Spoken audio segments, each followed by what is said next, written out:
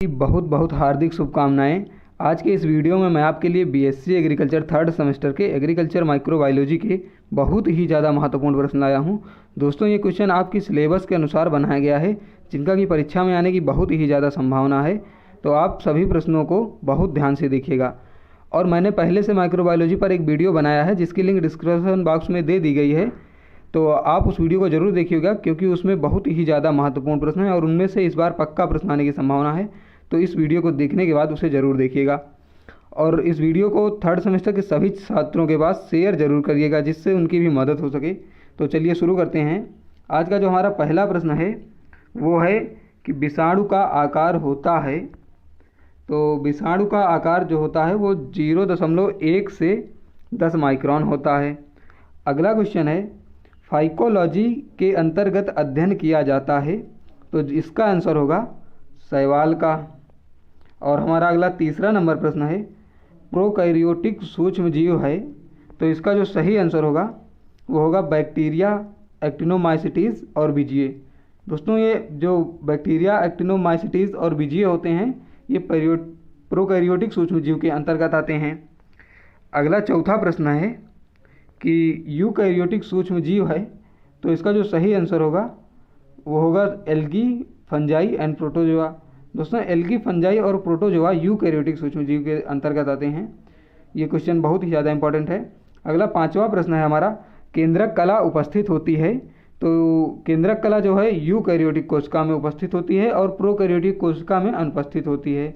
और यूकैरियोटिक कोशिका में केंद्रक उपस्थित होता है और प्रोकैरियोटिक में अनुपस्थित होता है। ये भी क्वेश्चन आने की संभावना है। छठवां प्रश्न है, प्रोकैरियोटिक कोशिका की माप होती है। तो इसका उत्तर होगा 1 से 3 माइक्रोन। दोस्तों, अगर आपने चैनल को सब्सक्राइब नहीं किया है तो सब्सक्राइब जरूर कर लेना, क्योंकि यहाँ पर आपको आपकी परीक्षा से संबंधित नोट्स और पेपर का सबसे सटीक सॉल्यूशन सबसे पहले प्रोवाइड कराया जाता है। और वीडियो को यार शेयर जरूर करिएगा थर्ड सेमेस्टर के सभी छात्रों के पास। अगला प्रश्न है 7वां नंबर, तंबाकू में मोज़ेक रोग का कारण है। तो इसका जो सही आंसर होगा वो होगा वायरस। अगला प्रश्न है 8वां नंबर, पौधों में एंथ्रेक्नोज रोग का कारण है। तो इसका जो उत्तर होगा वो होगा फंगस। एंथ्रेक्नोज रोग फंगस के कारण लगता है और फंगस का नाम है कोलेट्रोट्रिकम स्पीसीज। अगला 9 नंबर प्रश्न है, माइक्रोबायोलॉजी सूक्ष्म जीव विज्ञान के पिता हैं। तो इसका आंसर होगा Antony von Leeuwenhoek. Antony von Leeuwenhoek जो है ये माइक्रोबायोलॉजी के पिता हैं। 10वां नंबर प्रश्न है, बैक्टीरिया माइक्रोबियल वर्ल्ड की खोज किसने की। ये क्वेश्चन दो प्रकार से पूछा जा सकता है कि बैक्टीरिया की खोज किसने की या फिर माइक्रोबियल वर्ल्ड यानी सूक्ष्म जीव संसार की खोज किसने की। तो इसका आंसर होगा एंटोनी वॉन लीवेनहॉक। दोस्तों, इन क्वेश्चन को नोट जरूर कर लीजिएगा और याद कर लीजिएगा, क्योंकि इसमें से काफ़ी प्रश्न जो है आपकी परीक्षा में मिलने की बहुत ही ज़्यादा संभावना है। तो अगला प्रश्न है हमारा कि कॉज पॉस्टुलेट थ्योरी का प्रतिपादन किसने किया था। तो इसका आंसर होगा रॉबर्ट कोच ने। दोस्तों, ये भी बहुत ज़्यादा इंपॉर्टेंट प्रश्न है। अगला प्रश्न है, कोच पॉस्टुलेट थ्योरी क्या है। तो कोच पॉस्टुलेट थ्योरी जो है वो डिजीज़ को टेस्ट करने के लिए की एक विधि है, मेथड है। तो इसका उत्तर होगा टेस्ट ऑफ डिजीज़, यानी कि रोगों को टेस्ट करने की एक विधि है। अगला प्रश्न है हमारा 13 नंबर, कोकाई शब्द लिया गया है। तो कोकाई शब्द जो है वो कोकस से लिया गया है, जिसका कि अर्थ होता है बैरी। ये कोकाई बैरी यानी गोल होते हैं। अगला प्रश्न है, सेल वॉल कंपोजिशन के आधार पर बैक्टीरिया को 2 प्रमुख भागों में बांटा गया है। पहला है ग्राम पॉजिटिव और दूसरा है ग्राम नेगेटिव। अगला प्रश्न है, ग्राम पॉजिटिव बैक्टीरिया की तुलना में ग्राम नेगेटिव बैक्टीरिया की सेल वॉल होती है।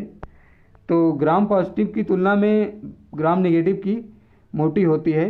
जो ग्राम पॉजिटिव बैक्टीरिया की सेल वॉल होती है वो ज़्यादा मोटी होती है, उसका आकार होता है 20 से 80 नैनोमीटर, और जो ग्राम नेगेटिव होती है उसका होता है 8 से 10 नैनोमीटर। अगला प्रश्न है 16 नंबर, ग्राम पॉजिटिव बैक्टीरिया की स्टेनिंग पर रंग प्राप्त होता है। तो इसका उत्तर होगा वायलेट और पर्पल, बैगनी रंग प्राप्त होता है। दोस्तों ये क्वेश्चन भी बहुत ही इम्पॉर्टेंट है।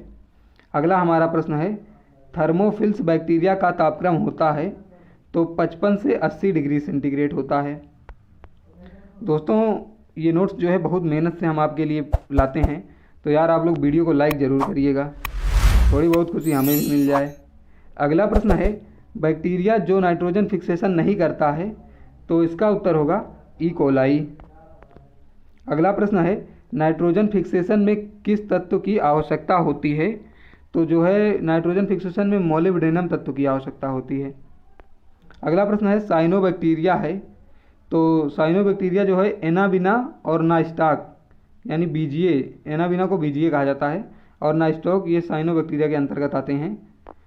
और हमारा अगला प्रश्न है 21 नंबर, पौधों की जड़ों के चारों ओर का क्षेत्र कहलाता है, तो पौधों की जड़ों के चारों ओर का क्षेत्र जो है वो राइजोस्फीयर कहलाता है।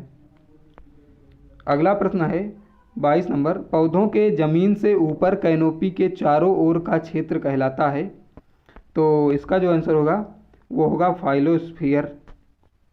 दोस्तों प्रीवियस ईयर के पेपर से इस बार जो है काफ़ी क्वेश्चन रिपीट होने की संभावना है, तो अगर आप चाहते हो कि सबसे सटीक सॉल्यूशन, तो कमेंट बॉक्स में ज़रूर बताइएगा, हम आपको जल्द ही प्रोवाइड कराएंगे। अगला प्रश्न है 23 नंबर, दलहनी कुल की कौन सी फसल नाइट्रोजन फिक्सेशन नहीं करती है, तो इसका आंसर होगा राजमा।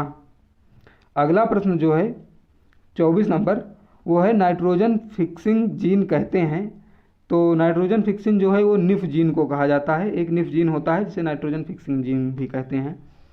अगला प्रश्न है, संयुक्त सूक्ष्मदर्शी की खोज किसने की थी, ये क्वेश्चन दोस्तों इम्पॉर्टेंट है, तो इसकी खोज जो है संयुक्त सूक्ष्मदर्शी की वो जेड जॉनसन व एच जॉनसन ने की थी। अगला प्रश्न है 26 नंबर, संघ प्रोटिस्टा को प्रतिपादित किया, तो इसका आंसर होगा हैकेल ने। हैकेल ने जो है वो संघ प्रोटिस्टा को प्रतिपादित किया था। अगला प्रश्न है 27 नंबर, बैक्टीरिया में पोषण पाया जाता है, तो बैक्टीरिया में ऑटोट्रॉप और हेटेरोट्रॉपिक ये दोनों प्रकार का पोषण पाया जाता है, स्वपोषी और परपोषी। बैक्टीरिया जो है स्वपोषी और परपोषी दोनों होते हैं, ये क्वेश्चन इस बार आने की संभावना है। अगला प्रश्न है, सर्वप्रथम पौधों में जीवाणु रोग की खोज किसने की थी, तो टीजे ब्यूरिल जो हैं उन्होंने सर्वप्रथम पौधों में जीवाणु रोग की खोज की थी, वो फायर ऑफ ब्लाइट जो है उसमें सेब में किया था। तो अगला प्रश्न है हमारा 29 नंबर, प्राथमिक कार्बनिक पदार्थ के अंतर्गत आते हैं, तो प्राथमिक कार्बनिक पदार्थ के अंदर प्लांट और उनके रेसिड्यू जो पौधे होते हैं और जो उनके अपशिष्ट पदार्थ होते हैं, डालियाँ, फल फूल पत्तियाँ, वो सब आते हैं। और 30 नंबर प्रश्न है, द्वितीयक कार्बनिक पदार्थ के अंतर्गत आते हैं, तो द्वितीयक कार्बनिक पदार्थ के अंतर्गत एनिमल और इट्स रेसिड्यू यानी कि एनिमल और उनके अपशिष्ट पदार्थ आते हैं। अगला प्रश्न है 31 नंबर, नाइट्रोजन फिक्सिंग एंजाइम है, तो नाइट्रोजिनेज एंजाइम होता है, वो नाइट्रोजन फिक्सिंग एंजाइम होता है, उसे ही नाइट्रोजन फिक्सिंग एंजाइम कहते हैं। 32 नंबर प्रश्न है, प्रोटीन के अपघटन से प्राप्त होता है, तो जो प्रोटीन का डिकम्पोजिशन होता है तो नाइट्रेट प्राप्त होता है। अगला प्रश्न है 33 नंबर, धान के खेत में प्रयोग किया जाने वाला नाइट्रोजन फिक्सिंग बैक्टीरिया है, तो एनाविना जो है वो धान के खेत में प्रयोग किया जाता है। दोस्तों ये क्वेश्चन पिछले बार पेपर में पूछा गया था। अगला प्रश्न है, अवायुजीवी जीवाणु है, तो एजोटोबैक्टर जो होता है वो अजीवी जीवाणु होता है। दोस्तों वीडियो को शेयर जरूर करिएगा अपने दोस्तों के सभी दोस्तों के पास। अगला प्रश्न है 35 नंबर, नाइट्रोजन का अकार्बनिक से कार्बनिक रूप में परिवर्तन स्थिरीकरण कहलाता है, तो नाइट्रोजन का अकार्बनिक से कार्बनिक में परिवर्तन इमोबिलाइजेशन कहलाता है। और नाइट्रोसोमोनास जीवाणु का कार्य है, तो नाइट्रोसोमोनास जीवाणु जो है वो अमोनिया को नाइट्राइड में बदलता है। 37 नंबर प्रश्न है कि सूक्ष्म जीवों द्वारा मृदा में उपस्थित नाइट्रोजन को वायुमंडलीय नाइट्रोजन में परिवर्तित करना कहलाता है, यानी कि जो मृदा में नाइट्रोजन होती है उसको पुनः वातावरण में भेजना जो है वो विनाइट्रीकरण कहलाता है। और अगला प्रश्न जो है वो है विनाइट्रीकरण करने वाला जीवाणु है। तो स्यूडोमोनास जो है वो विनाइट्रीकरण करने वाला जीवाणु है। दोस्तों अगर आप बीएससी एग्रीकल्चर के छात्र हैं तो इस चैनल को जरूर सब्सक्राइब कीजिएगा, क्योंकि यहाँ पर आपको आपकी परीक्षा से संबंधित नोट्स और पेपर का सॉल्यूशन सबसे पहले प्रोवाइड कराया जाता है।